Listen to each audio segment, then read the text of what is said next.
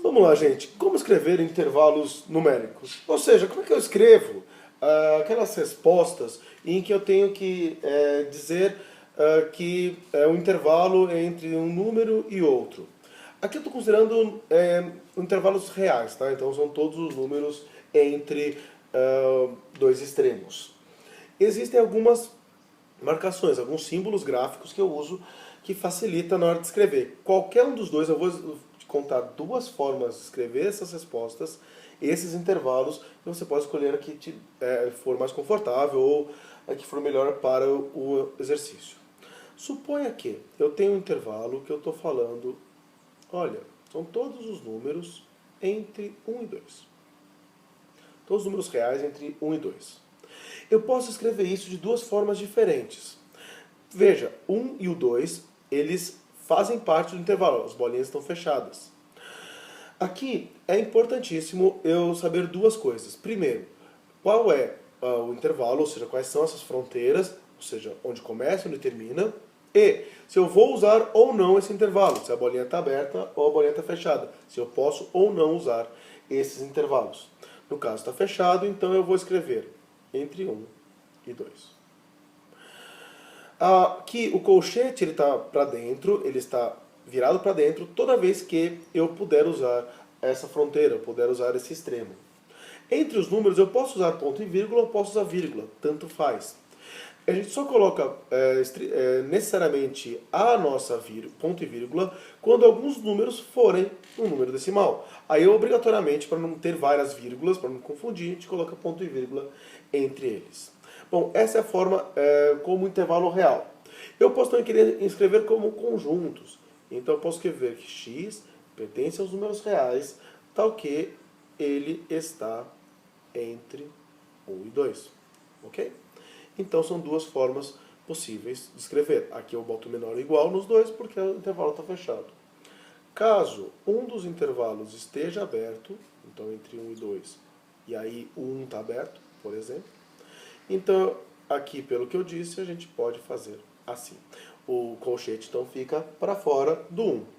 E no caso de escrever em forma de conjunto, eu posso abrir apenas o 1. Então fica menor para o 1 e menor ou igual para o 2. Duas formas diferentes de escrever isso. É claro que eu consigo, tenho várias variantes, tenho diversas formas possíveis de ter intervalos. E aí é apenas uma combinação dessas regras que eu passei para você. Então, por exemplo, suponha que agora o 2, quem está lá fora, que é o que está no final, é que está aberto. Tá, então é entre 1 e 2 e o 2 que está aberto. Ou então, x pertence aos reais, tá o quê? 1 menor ou igual a x menor do que 2. Uma outra forma possível é os dois estarem abertos. Então, entre o 1 e o 2, abertos. Então, os dois estão para fora. Em outras palavras, x pertence aos reais, tal que 1 menor que x menor do que 2. Ok? Agora, existem intervalos que são infinitos, eles são todos os números menores do que um número, essas coisas. Então também tem uma forma especial de dizer isso. Eu posso escrever assim. Eu posso escrever, por exemplo, suponha que eu estou pegando todos os números menores do que o 1, incluindo o 1. Então eu posso dizer, como ele vem do infinito, tem que sempre escrever quais são as nossas fronteiras. À esquerda, eu tenho o menos infinito. Eu venho do infinito e paro no 1. Então eu vou fazer menos infinito até o 1. E o 1 está fechado porque a bolinha é fechada. Se fosse aberta, seria para fora. Como ele vem da esquerda, quando ele vem dos números negativos, então é menos infinito. E o infinito, tanto o menos quanto o mais, sempre será aberto. Ou, uma outra forma que eu posso dizer isso é x pertence aos números reais, tal que x é menor ou igual a 1. Ok? E é claro que, no sentido contrário, eu também posso fazer esse nosso, essa nossa relação similar. Como? Se ele é do 1 para frente, o 1 está fechado, então ele vai do 1 fechado até o mais infinito. Agora são os números positivos até o infinito. Então vai ter mais infinito e sempre infinito é aberto. Ou outra forma de eu dizer isso, x pertence aos reais, então que x é maior ou igual a 1. Beleza? Então esses são intervalos abertos nos quais eu posso pegar e se eu tenho valores que eu posso usar o meu ponto, minha fronteira, então eu fecho ele, ok?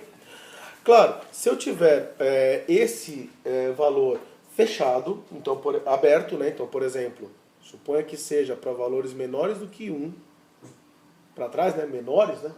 Do que 1. Então eu posso dizer, olha, é do menos infinito até o 1 e o 1 também é aberto, ou x pertence aos reais, tal que x é menor do que 1. Se eu tenho do 1 para frente aberto, então vai ser do 1 até o mais infinito aberto, ou então x pertence aos reais, tal que x é maior do que 1. Legal. Eu tenho mais um caso sobre intervalos, né? Depois o resto é combinação ou mudanças apenas dos números, que é o seguinte. Se eu tenho uma resposta que eu quero escrever, um intervalo de números que eu quero escrever, que é um intervalo disjunto, né? Ou seja, eu tenho pedaços, então tem uma forma especial de escrever ele. Por exemplo, suponha que eu esteja falando, e aí depois, claro, as combinações com abertos e fechados seguem as regrinhas anteriores. Então, entre 1 e 2, e entre 3 e 4. Como é que eu escrevo isso? Esses dois trechos. Então, já 2 ou mais trechos, eu vou escrever o primeiro trecho, entre 1 e 2, ambos são bolinhas fechadas, tal, união com 3 e 4. Simplesmente assim. 1 e 2, 3 e 4. Em forma de conjuntos, eu escrevo x pertence aos reais, tal que escrevo o primeiro intervalo, como a gente viu agora há pouco. Então, meu x vai estar entre 1 e 2, ou ele vai estar entre 3 e 4. Ou seja, menor que x, menor do que 4. Menor ou igual.